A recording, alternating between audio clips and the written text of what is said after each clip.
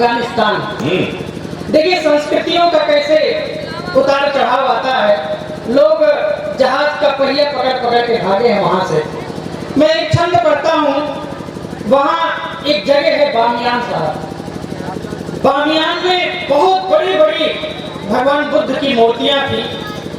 हम तो ये मान के चलते, हमारे हिंदू कल्चर में यह है कि भगवान पर जो भी आप चढ़ाएंगे वही आपको कई गुना होकर वापस मिलेगा। यहां से बात सुनिएगा कि बामियान में खड़े थे बुद्ध भगवान, उन्हें सह ना सके तो तोप गोले चलवा दिए।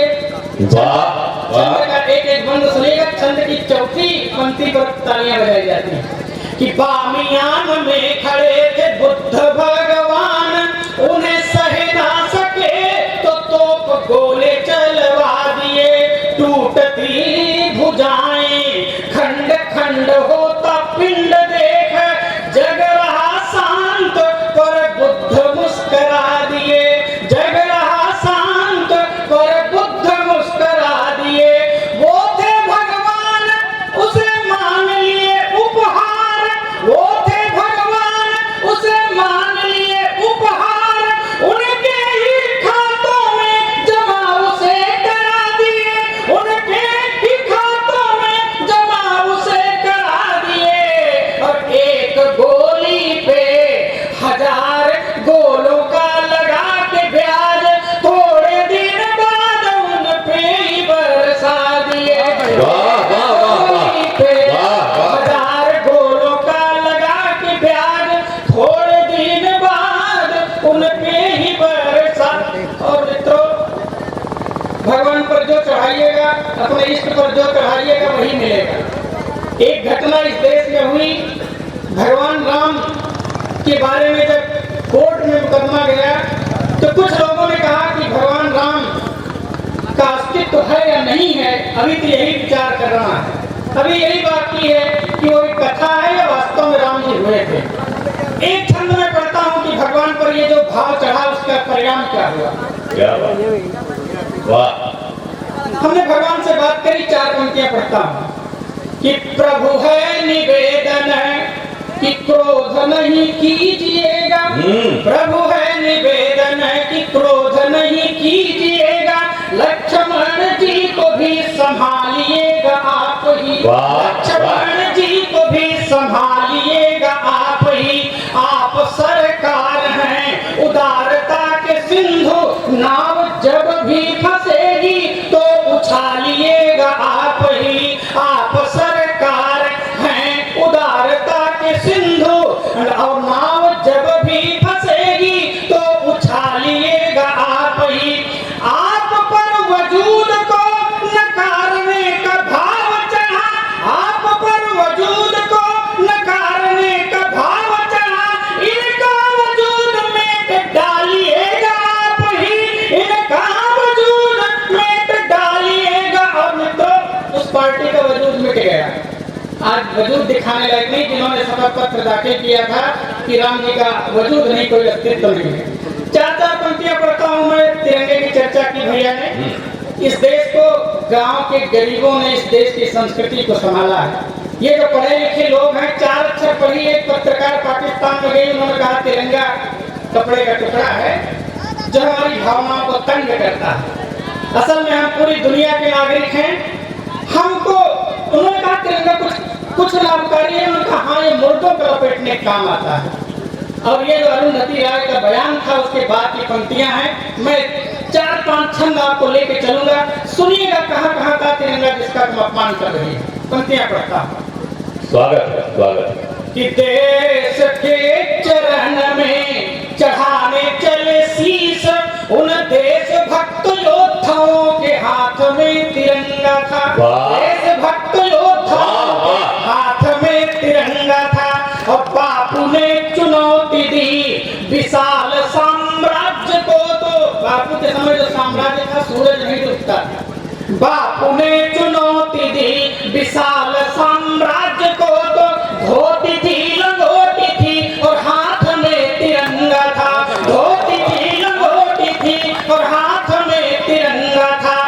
जलिया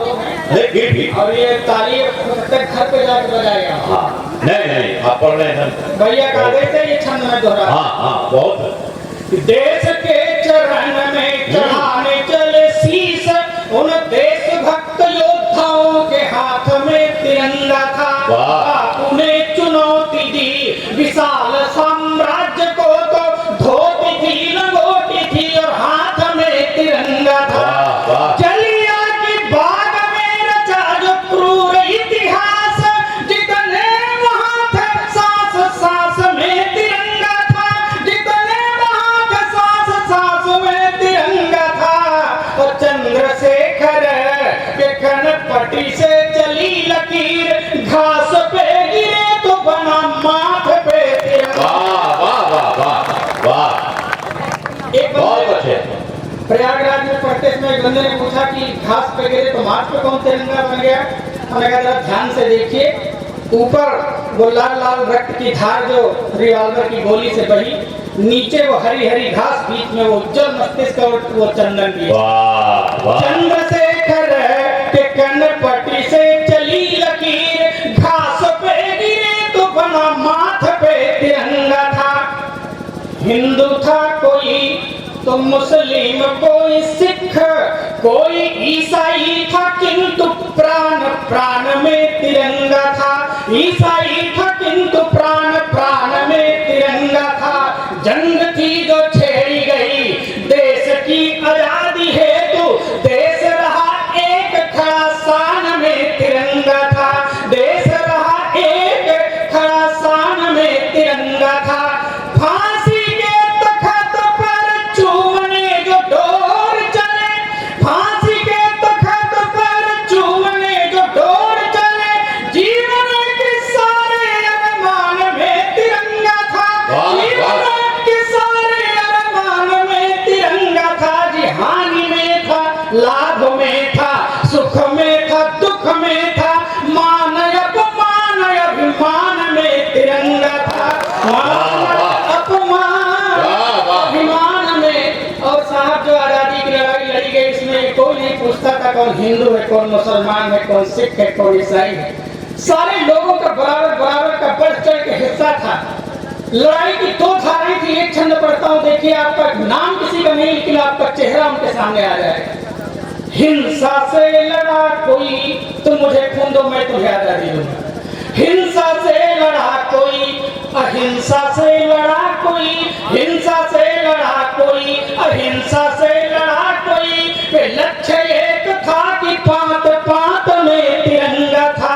लक्ष्य एक था कि पात पात में तिरंगा था। जितनी भी योजना